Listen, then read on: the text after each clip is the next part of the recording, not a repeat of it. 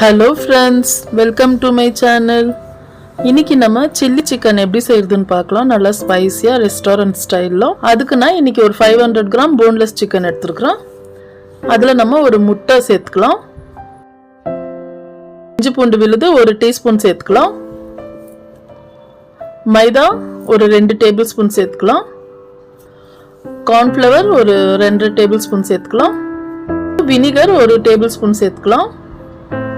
Soya sauce ஒரு table spoon சேர்த்துக்கலாம்.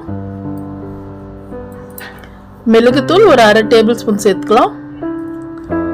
மிளகாத்தூள் ஒரு டேபிள் ஸ்பூன். இப்போ இதெல்லாம் சேர்த்து நான் சால்ட் சேர்த்துருந்தேன், அது வீடியோ மிஸ் ஆயிடுச்சு. நம்ம தேவையான அளவு சால்ட் சேர்த்துக்கலாம். இதெல்லாம் நல்லா சேர்த்து நல்லா நம்ம மிக்ஸ் பண்ணி விட்டு இது ஒரு ½ an hour ஊறட்டும். இது ஒரு ½ an hour ஊறட்டும். இப்போ பேன்ல நம்ம எண்ணெய் தேவையான அளவு சேர்த்துக்கலாம். ஃப்ரை பண்ணி எடுக்கிறதுக்கு எண்ணெய் மிதமான சூடுல இருக்கட்டும். நம்ம ஒன்னொன்னா சேர்த்து ஃப்ரை பண்ணி எடுத்துக்கலாம். இப்போ பாருங்க, இப்போ இது திருப்பி வெந்துருச்சு, எடுத்துக்கலாம். இப்போ இருக்கிறதையும் பேலன்ஸ் நம்ம அதே மாதிரி ஃப்ரை பண்ணி எடுத்துக்கலாம். ஆனால் அதே பேன்ல எண்ணெய் கம்மி பண்ணி ஒரு 15 பீஸ் பூண்டு கட் பண்ணியிருக்கிறது அது சேர்த்துக்கிறேன். ஒரு பீஸ் இஞ்சி சேர்த்துக்கிறேன். ஒரு 3 பச்சை மிளகாய் காரத்துக்கு தகுந்த மாதிரி சின்ன சின்னதாக கட் பண்ணியிருக்கிறேன், அதையும் சேர்த்துக்கிறேன். இதெல்லாம் சேர்த்து நல்லா மிக்ஸ் பண்ணி விட்டுக்கலாம்.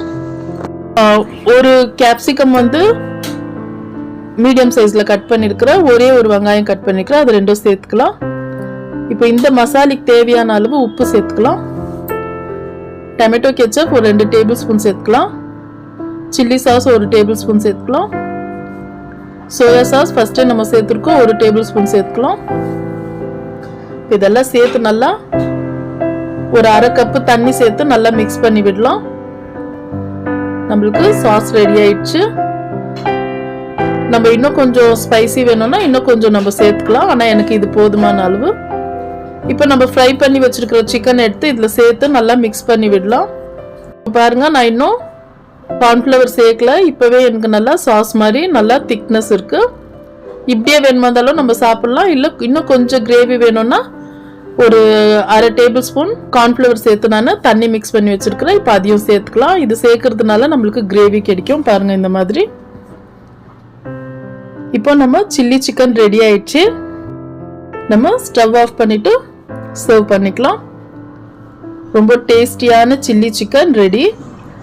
நம்ம ஃப்ரைட் ரைஸ், நூடுல்ஸ் எல்லாத்துக்குமே ரொம்ப நல்லா இருக்கும். ஆனால் இன்னைக்கு நான் கீ ரைஸ் செஞ்சுருக்கிறேன்.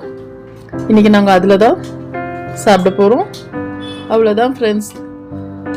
நான் போடுற வீடியோஸ் உங்களுக்கு பிடிச்சிருந்தா லைக் பண்ணுங்க, ஷேர் பண்ணுங்க, மறக்காமல் சப்ஸ்கிரைப் பண்ணுங்க. தேங்க்யூ.